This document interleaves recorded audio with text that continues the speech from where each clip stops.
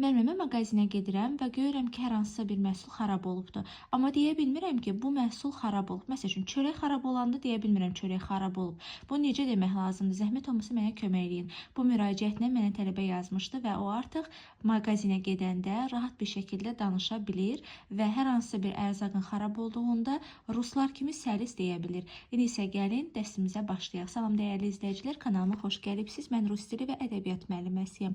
Bugün sizlərə qrammatikasız rus dili danışıq dərsindən hər hansı bir ərzaq xarab olanda necə deyirik mövzusunu izah edəcəm. Azərbaycan dilində hər hansı bir məhsul xarab olanda deyirik ki, ya xarab olub, ya da ki, istehsal və tüketim vaxtı keçibdir. Amma biz bunu rus dilində deyəndə xarab olub sözünü deyə bilmirik. Yəni, düzdür, biz xarab olub deyə bilərik, yəni hamısında isportilus deyə bilərik. Amma ki, çörəyə, almaya, yəni meyvələrə, ətə, balığa və digər məhsullara xarab olubu başqa cür deyirik. Yəni, hər ərzaqın xarab olub sözü başqadır. Misal üçün, xleb sözünə baxaq. Xleb nədir? Çörək. Xleb, yəni çörək xarab olanda nə olur? Kifliyir, düzdürmü? Kif rus dilində olacaq plesin və çörək kifliyib deyirlər ruslar. Ona görə deyirik ki, zaplesnivel. O xarab olub. Ya deyirsiniz xleb zaplesnivel, ya da ki, xleb murskoy roddur. Çünki B samitlə bitir. Ona görə deyirik ki, on zaplesnivel. Bu əla başa düşdüsə, keçirəm ikincisinə.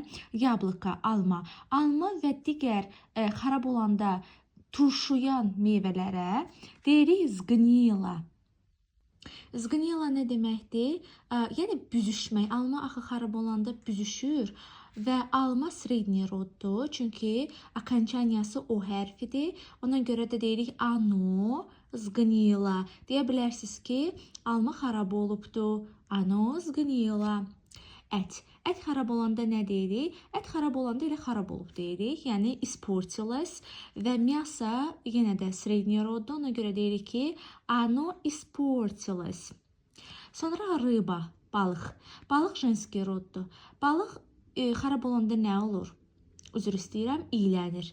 Buna görə də deyirik ki, pratuxla.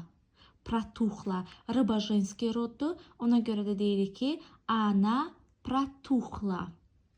Və növbəti sözümüz pendir. Pendir və pendirin növləri, onlar da çörək kimi kifliyir. Düzdürmü? Ona görə deyirik ki, sır murskoy roddur. Deyirik on покрылся плесенью. Yine plesin, baxın çörəkdəki kif sözüdür. Sonra yoğurt. Yoğurt və digər süd məhsulları, bütün süd məhsulları turşuyur. Yəni kisli, turş deməkdir. Və yoğurt, yəni qatıq və ya yoğurt turşuyub deyən, xarab olub deyəndə deyirik ki, prakis. Prakis. Yoğurt murskoy roddur, çünki samitlə bitir. Ona görə deyirik ki, on prakis. Yoğurt prakis, on prakis. Kartofel deyirik praros, on praros. Yayça, yumurtalar тухлые. Они тухлые. Banan.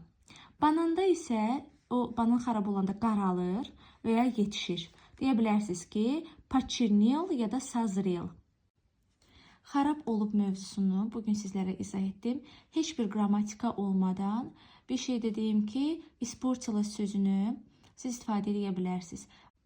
İsportilus sözünü hamısına deyə bilərsiniz, amma mənim sizə öyrətdiyim kimi desəz daha yaxşı olar. Bugünkü dərsimiz xarab olub mövzusuna aid izah idi.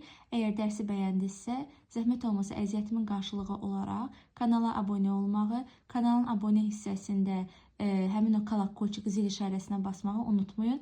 Əgər bəyəndinizsə, zəhmət olmasa rəylərinizlə də, likelarınızla da göstərin ki, videomuzu daha digər izləyicilər də görə bilsinlər. Və dərsimizə qoşulmaq istəyirsinizsə, zəhmət olmasa 05840 55 22 nömrəsindən əlaqə saxlamağı unutmayın. Həm xanımlar, həm bəylər istənilən yaşdan həm danışıq, həmçinin də qrammatikalı, qrammatikasız rus dili dərslərimiz mövcuddur. Növbəti dərslərə qədər hələlik, do svidaniya.